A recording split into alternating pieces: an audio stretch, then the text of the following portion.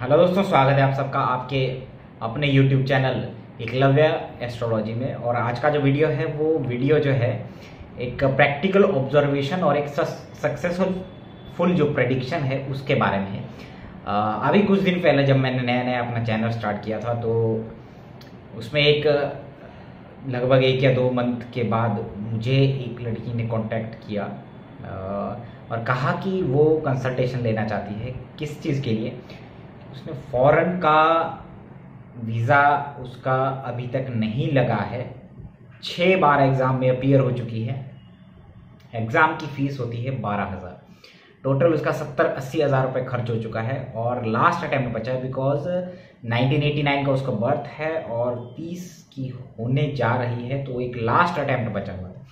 सो वो मुझसे पूछना चाह रही थी कि क्या उसकी कुंडली में फ़ॉरेन जाने का योग है या नहीं है, क्योंकि दूसरे एस्ट्रोलॉजर ने कहा कि भाई गुरु 2030 तक तो राहु की महादशा है और गुरु की महादशा जब आएगी 2030 में तब आप फॉरेन जाएंगे स्टडी के लिए।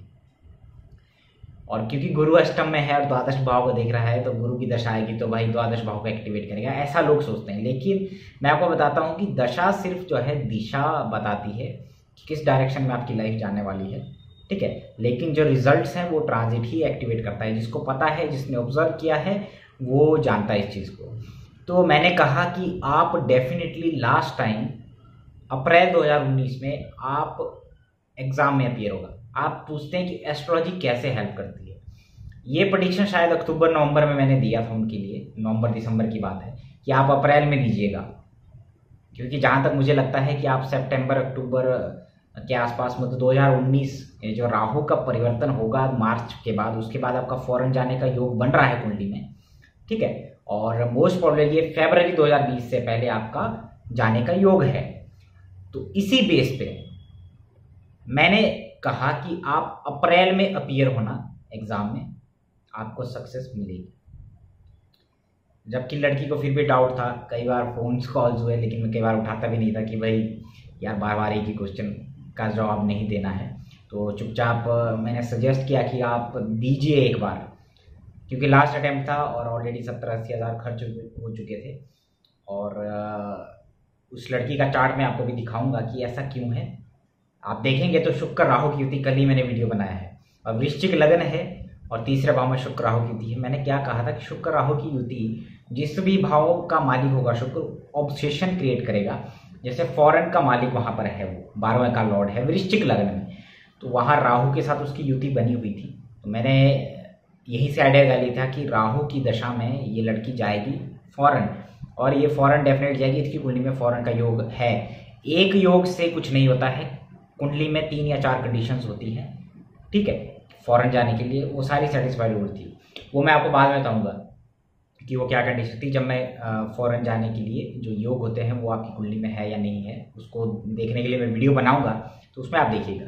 तो अप्रैल में मैंने कहा, और अप्रैल मैंने क्यों कहा उसका मैं यहाँ पर इस वीडियो में बताऊंगा, ठीक है। और बताऊंगा कि कैसे ट्रांजिट जो है बहुत बड़ा रोल प्ले करता है। जो ग्रहों का गोचर है वो बहुत बड़ा रोल प्ले करता है आपकी लाइफ में, वही एक्टिवेट करता है। सारे जो इवेंट होते हैं वो आपकी लाइफ में होते हैं ग्रहों के गोचर के बेस पे, ठीक है। तो इस वीडियो का पर्पस यही है कि मैं आपको जो है इस वीडियो में बताऊं कि कैसे मैंने चार्ट को एनालिसिस किया और कैसे प्रेडिक्ट किया था, ठीक है। और अप्रैल में उन्होंने रिजल्ट, अब 6 अप्रैल को एग्ज़ाम दिया, 13-14 दिन बाद जो है 19-20 अप्रैल को जो है उनका रिजल्ट आया और रिजल्ट पॉजिटिव आया। और उनको 6.5 या 6 बैंड उनको चाहिए थे, लेकिन उनके 7 बैंड आए, ठीक है। मतलब जो एक्सपेक्टेशन था उससे भी अच्छा रिजल्ट आया। तो दोस्तों ये एस्ट्रोलॉजी ऐसे काम करती है कि ये मेंटली आपको प्रिपेयर करती है और क्या इवेंट हो सकता है आगे, कौन सा अच्छे टाइम में आपको देना चाहिए। हालांकि वो डेस्टिनीड है, वो डेस्टिनी है कि ये जाने ये फॉरेन। अब किसके माध्यम के थ्रू वो क्या चीज़ होती है, वो ऑलरेडी हमारे पूर्व जन्म के कर्म होते हैं। जब भी आप किसी एस्ट्रोलॉजर से जुड़ते हैं, उनकी प्रेडिक्शन देते हैं, तो ये पूर्व जन्मों का आपका कनेक्शन होता है। अच्छा होगा तो ये कह लीजिए कि आपको बेनिफिट होगा। तो सेम केस में यहाँ पर हुआ, अप्रैल का मंथ बताया, अप्रैल के मंथ में लग गया। क्या लगा? एग्ज़ाम क्लियर हो गया, अब वीज़ा आसानी से मिल जाएगा और फॉरेन जर्नी हो जाएगी। तो मैंने कैसे जो है गोचर को अप्लाई किया था इस अप्रैल के महीने के लिए। गुरु, शनि और मंगल और सूर्य, मैंने सिर्फ 4 प्लैनेट को गोचर को देखा, ठीक है। और जैसे कि अभी वक्री गुरु जो है धनु राशि में गोचर कर रहा था, ठीक है, जिस समय मैंने वो एग्ज़ाम हुआ, तो क्या कारण था कि मैंने अप्रैल ही चुना, वो मैं आपको इस वीडियो में बताऊंगा। तो आप ध्यान से सुनिएगा, कुछ इंपॉर्टेंट रूल्स हैं, आप उसको चार्ट को भी देखिएगा जो सीखने वाले हैं, और इन रूल्स को भी आप ज़रूर देखिएगा, ठीक है दोस्तों। तो चलिए वीडियो शुरू करता हूँ मैं आज का। तो अब आप देखिएगा कि वृश्चिक लगन की कुंडली है, और वृश्चिक लगन में ही सूर्य बुध बैठे हुए हैं, और दूसरे भाव में जो है धनु राशि में शनि और चंद्रमा बैठे हैं, और गुरु अष्टम भाव में वक्री है, और शुक्र राहु की युति तीसरे भाव में, मंगल जो है इनका 12वें भाव में है, ठीक है। तो पहले तो इस चार्ट में फॉरेन जाने का प्रॉमिस्ड है 101%, ठीक है। वो क्या योग होते हैं फॉरेन जाने का, उसके लिए मैं सेपरेट वीडियो बनाऊंगा, लेकिन इस कुंडली में है, ठीक है। तो हमें ये देखना था कि ये आखिरकार कब जाएगी फॉरेन। जब इन्होंने मुझे कांटेक्ट किया तो चाह रहे थे कि मैं 30 साल से पहले जाऊँ, तो क्या 30 साल से पहले जाने का योग है, क्या जो गोचर है वो एक्टिवेट करेगा या नहीं करेगा। तो मैंने कहा कि अप्रैल में दीजिए, आपका होगा। तो अब मैंने क्यों अप्रैल चूज़ किया मैं बताता हूँ। शनि देखिए धनु राशि में है, और ऑलरेडी जो है गुरु के साथ इसका योग बना हुआ है, समसप्तक योग, यानी कि आमने सामने बैठे हुए हैं। जब भी गुरु और शनि की आपकी कुंडली में युति हो या समसप्तक योग हो, ठीक है, जैसे कि इस कुंडली में है, तो जब भी गुरु शनि के ऊपर से गोचर करेगा, या जैसे यहाँ पर गोचर करेगा, या यहाँ करेगा, या यहाँ करेगा, यहाँ करेगा, कुछ ना कुछ आपकी लाइफ के जो है मेजर इवेंट को वो एक्टिवेट करेगा। छोटी मोटी जॉब दे देगा, करियर में अपॉर्चुनिटी दे देगा, गवर्नमेंट जॉब देख रहे हो तो गवर्नमेंट जॉब दे देगा, जो मतलब आप एफर्ट्स कर रहे हो उसमें आपको सक्सेस देगा। तो यहाँ पर शनि जो है गोचर कर रहा है धनु राशि में। धनु राशि किस चीज़ की राशि है? धनु राशि जो है higher knowledge, wisdom, higher education, ठीक है, फिलॉसफी की राशि है, गुरु की राशि है, शुभ राशि है। तो शनि धनु राशि में अच्छा फल देगा, लेकिन यहाँ वक्री गुरु के साथ ऑलरेडी जन्म कुंडली में योग है, तो जब शनि यहाँ गोचर करेगा तो शुभ रहेगा, लेकिन चंद्रमा के ऊपर से है तो डेफिनेटली लिविंग प्लेस में चेंज देगा।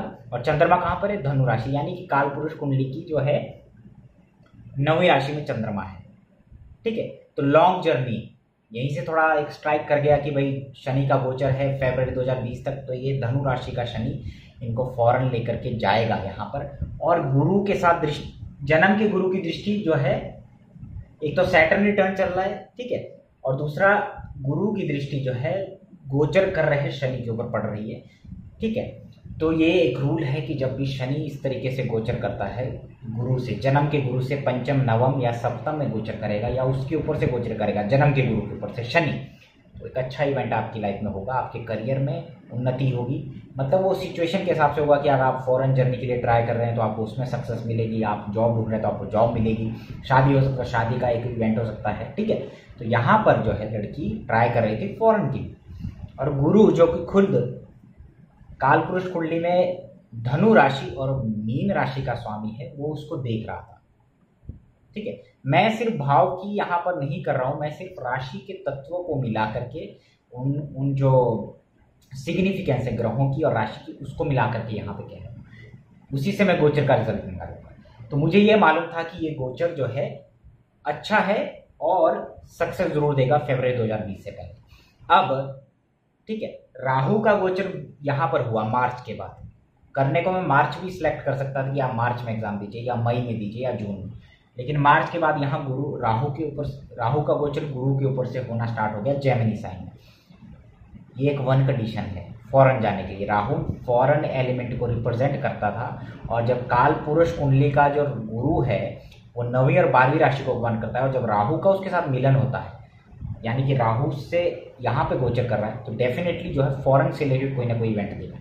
अब मुझे पता चल गया कि मार्च 2019 और फरवरी 2020 के बीच में फॉरेन जाएगी, मेरे पास ये पीरियड आएगा। अब बात ये थी कि एग्जाम दिया नहीं, पास नहीं हुआ, तो फॉरेन कैसे जाएगी। तो अब मैंने कहा अप्रैल में आप एग्जाम दीजिए। क्यों? क्योंकि गुरु वक्री है यहाँ पर, ठीक है, और अप्रैल में गुरु जो है यहाँ गोचर करने वाला था धनु राशि, और वो भी वक्री, ये भी वक्री, जो गोचर कर रहा है गुरु वो भी वक्री, और शनि के ऊपर से गोचर कर रहा है, ठीक है।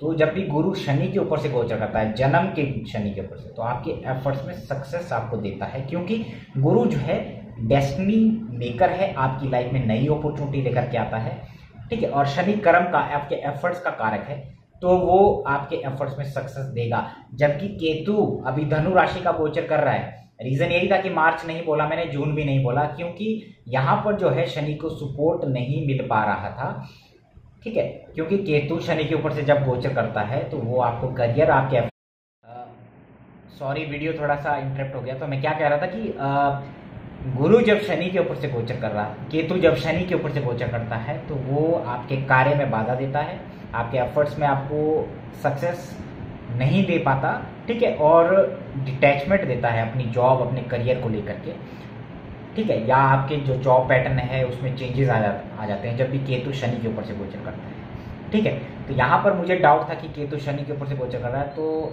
मार्च में देगी या जून में देगी या उससे बाद देगी तो सक्सेस नहीं मिलेगी, अक्टूबर के बाद देना पड़ेगा। लेकिन फिर तब तक 30 की एज हो जाती तो एलिजिबल नहीं होती, तो इसीलिए अप्रैल का चूज किया, ताकि जब यहाँ गुरु गोचर करे तो वो शनि को सपोर्ट करेगा, ठीक है। जो डेस्टिनी मेकर है गुरु, वो शनि के ऊपर से गोचर करेगा तो उसको एफर्ट्स में सक्सेस देगा।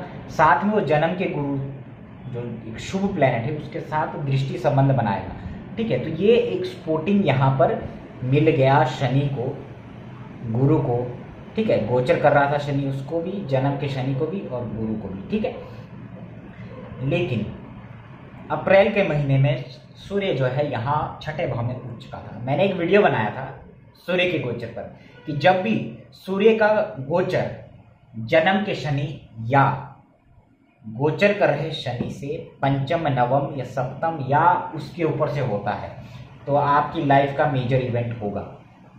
बट पहले हमें गुरु शनि का गोचर देखना पड़ेगा, फिर हम नैरो डाउन करेंगे पीरियड को 1-2 महीने के लिए, वो हम सूर्य से करते हैं, ठीक है। और उसमें मंगल का भी रोल था, उसमें जन्म के सूर्य का भी रोल था। हमें ये देखनी थी कि 2 या 3 कंडीशन जो है कहाँ सेटिस्फाई हो रही। यहाँ पे सूर्य उच्च का छठे भाव में गोचर कर रहा था, तो जन्म के शनि और गोचर कर रहे शनि, ठीक है, 2 कंडीशन। और जो गोचर कर रहा था गुरु, उससे पंचम नवम का ये कनेक्शन बना रहा था। साथ में जो जन्म का मंगल है उसके साथ भी ये समसप्तक योग बना के बैठा था। तो लगभग एक साथ 3 या 4 कंडीशन सेटिस्फाई हुई थी अप्रैल के महीने। अगर मैं कहता कि मई के महीने में करो तो सिर्फ सूर्य के साथ यहाँ दृष्टि संबंध बन रहा था, बाकी कुछ नहीं बन रहा था। तो मुझे यहाँ पर मैंने मई जून कुछ नहीं चूज किया। और यहाँ पर अगर मैं पीछे जाता मार्च के महीने में, जब यहाँ पर मार्च अप्रैल के बीच में 15 मार्च 15 अप्रैल के बीच, लगभग 15 मार्च के आसपास अगर मैं यहाँ पर बताता तो सूर्य यहाँ पर था, वो नेटल के सूर्य से पंचम नवम योग बनाएगा, लेकिन शनि आया ना गुरु आया, जो कि मेन प्लेनेट है किसी इवेंट को ट्रिगर करने का। तो हम गुरु शनि को इंपॉर्टेंट देते हैं। अब यहाँ भी नहीं होगा क्योंकि गुरु यहाँ पर आ जाएगा बाद में। अभी तो यहाँ पर था अप्रैल में, अब वक्री होकर के यहाँ पे आ जाएगा। तो यहाँ पर गुरु के साथ तो कनेक्शन बना जन्म के गुरु से और जन्म के शनि से, और गोचर कर रहे शनि से भी बना, ठीक है। लेकिन मंगल से भी बन रहा था, लेकिन फिर वो केतु जो शनि के ऊपर से गोचर कर रहा था, वो दिक्कत वाली मुझे बात नजर आ रही थी। इसलिए मैंने अप्रैल चूज किया कि यहाँ पर शनि गुरु जो गोचर कर रहा है, शनि जो गोचर कर रहा है जन्म का शनि, उससे ये पंचम नवम कनेक्शन बनाएगा। और साथ में मंगल भी, जन्म का मंगल भी सूर्य के साथ कनेक्शन बनाएगा। तो अप्रैल का महीना सही रहेगा। एक और पॉइंट इसमें ऐड हो गया कि मंगल जो है यहाँ गोचर कर रहा है इस समय, और वो जन्म के सूर्य से गोचर मतलब समसप्तक योग बना रहा है। तो जब भी मैंने ये देखा है, जब भी आप देखिए जॉब की आप तैयारी करते हैं, आपने एग्जाम क्लियर कर लिया, तो आप वेट करते हैं कि अपॉइंटमेंट कब मिलेगा। उस केस में भी हम सूर्य, मंगल और शनि की कनेक्शन को देखते हैं कि मंगल शनि के ऊपर से गोचर करेगा या जन्म के सूर्य से समसप्तक योग बनाएगा, या सूर्य ही जन्म के मंगल से कुछ ना कुछ पंचम नवम या समसप्तक योग बनाएगा, यानी कि उसके ऊपर से गोचर करेगा या उससे सप्तम भाव में जाएगा, ठीक है। इस तरह का मतलब ये एक अच्छा शुभ माना जाता है कि जब जन्म का सूर्य गोचर के मंगल से कनेक्शन बनाता है या जन्म का मंगल गोचर के सूर्य से कनेक्शन बनाता है, ठीक है। ये बहुत ही मतलब अच्छा समय माना जाता है। इसी वजह से इस लड़की को जो है अप्रैल के महीने में सक्सेस के चांस ज़्यादा थे, और यही मैंने सिर्फ गोचर देखा और कुछ नहीं देखा, ठीक है, और सक्सेसफुल हुआ।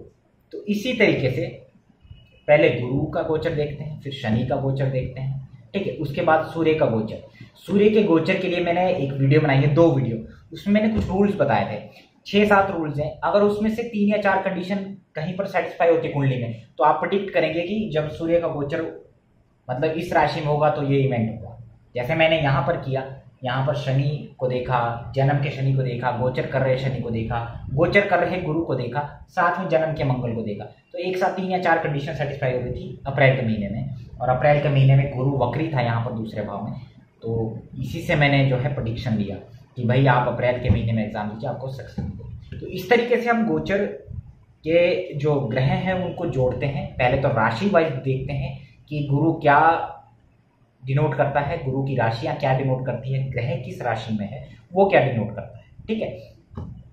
साथ में अगर दशा की बात करूं तो इनको जो है, अगर आपको थोड़ा कंफर्मेशन चाहिए, शनि जो है दशा को कैसे देखना चाहिए वो भी मैं आपको बता रहा हूँ। शनि की दशा है इस समय, और शनि जो है धनु राशि में है, ठीक है।